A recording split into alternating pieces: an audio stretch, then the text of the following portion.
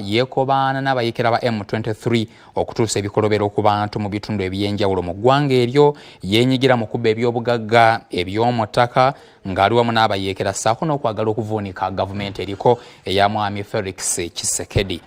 Kabila era ensalo ya kooti gye yawadde ey'amagye yakolebwa ku Lwokutaano lwa Ssabbiiti ewedde ng'emisango emirala egimusingisiddwa kuliko n'obutemu, okukabasanya abakazi, okutulugunya n'emirala mingi gyonna, wabula nga yo omuvunaanwa emisango agyegaana. Ensala ya kooti eno weetuukiddewo ng'omuvunaanwa mu ggwanga eryo taliimu, wabula nga gy'abadde kigambibwa nti yasemba okulabikako mu ggwanga eryo ng'ennaku z'omwezi 14 omwezi ogw'omusanvu n'okutuusa kati taddangamu kulabika. Joseph Kabila alagiddwa n'okusasula ensimbi eziri mu buwumbi 29 obwa ddoola olw'ebikolobero by'azaakola mu ggwanga. Waliwo n'obuwumbi obulala obumusabiddwa 2 olw'okutabangula emirembe mu bitundu eby'omu mambuka g'essaza Kivu, ate n'ensimbi endala obuwumbi 2 zigende mu Maserengeta ng'eyo nayo yatabangula emirembe gyayo.